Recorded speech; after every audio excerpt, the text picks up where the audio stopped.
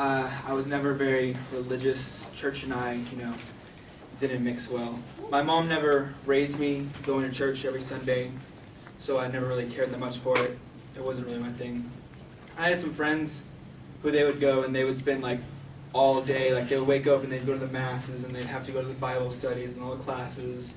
And I was just like, that's kind of a waste of a Sunday, don't you think? And they're like, no, it's okay because our parents make us go. And I was like, I'd rather sit at home and play Xbox. Not for me.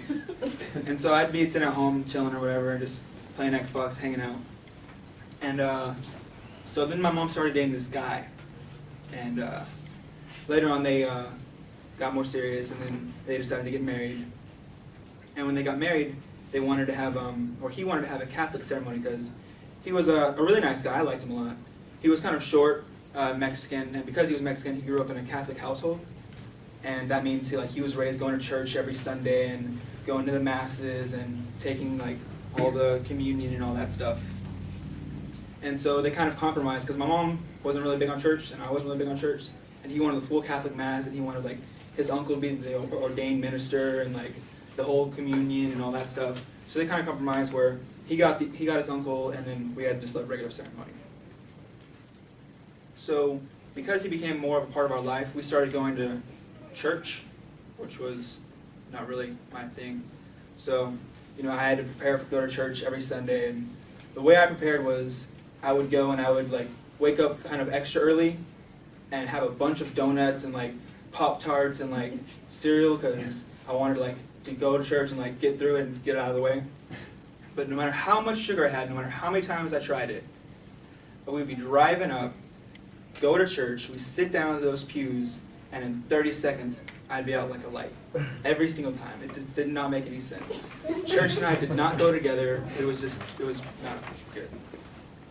So then, they were married for a year or so, and since my mom and I had never been raised going to church, neither of us were baptized. So he wanted us both to get baptized.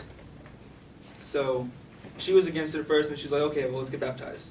And I was 12 at the time, and I was like, baptism? Okay. So I had to go through the process of the classes and learning about baptism. And I couldn't really say no because, my parents and I have to, do what they say. So then my mom got baptized and I got baptized and there was more church. And after that was it. I was like, all right, baptism, done. Just go to church. Apparently that's not all because there are 7 sacraments and you have to go through all of them. And baptism's like the first step and then there's communion and then there's more. And so next thing, I'm 15, I'm a freshman in high school, and it's like the fall, and they're like, all right, so by the way, it's about to get that time to start confirmation classes, and I was like, for what? And they said, yeah, because you got baptized, now that you're getting older, you have to go to confirmation classes so you can take a bigger part in the church. And I said, I don't think so. And they're like, yeah, we already paid for classes, you're going every Wednesday, 6 to 8, and I was like, oh. So I went, because I had to.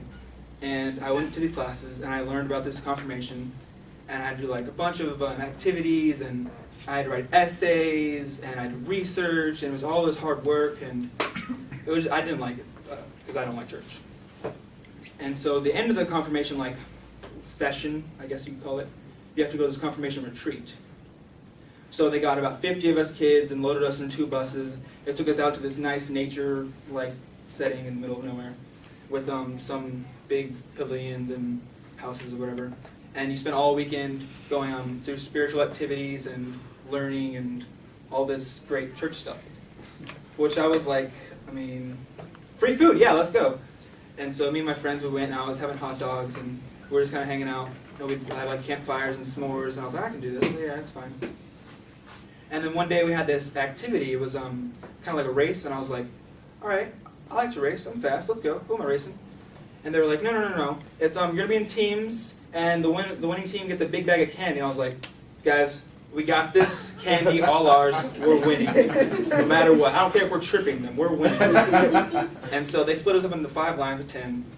And so we had a can on our side, and there was a big water pitcher on the other side, about 50 feet away.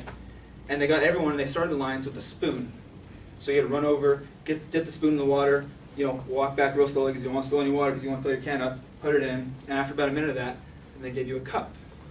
So then that's like the little cups at the dentist, they put the water and you swish and they throw it away. So we get that cup, bring the water in, run back, fill the cup up. And so we keep going, and then after the next minute we have a bowl. So we get the bowl, run over, water, same thing. A pan, water, same thing. A big old container bowl. Then everyone's just like running around, water slopping everywhere. And, of course we win because we wanted to win. And so we get the candy, I'm sitting there munching on the candy, like, yeah, we won. This is great. And they gathered everyone together and they said, so, do y'all know what y'all just did? And I said, no. Like, what y'all just did was the act of confirmation. It's kind of moving up from a small little container and taking a bigger part of the church. And that kind of hit me and I was like, I can't do this. This isn't me. I don't want to do this. So I had to go back home. And my parents were like, what happened? And I had to tell them, I had to look them in the face and tell them I wasn't going to go through with this thing they put me through. And so that started an endless barrage of questions nonstop for the next 2 weeks. Why aren't you doing this? What are you going to do? All this stuff. So then what happened was they told me to tell the youth leader. So I told the youth leader more questions, and he finally said, okay, you don't have to confirm, but you have to tell the father. You have to write a letter to him. So I decided to write a letter to the father. I gave it to the father, and then he read it and called me over, and I had to have a talk with him. And it was just nonstop. Everyone was like, you have to do this. You have to go through with it. And I was firm. I was like, no, I can't do this. And they said, fine. You can do it as long as you do one thing. You have to go and watch all your friends get confirmed on the Mass. So the day, it was like the night before, I went to bed early because I wanted to get up, get it over with. So the next morning I wake up, I'm in my room, I'm putting my clothes on, getting dressed, get all nice and everything. I look at the time, I'm like, it's kind of late. Go to my parents' room, and they're both there, knocked out, asleep on the beds, just sitting there. And I kind of think to myself, what?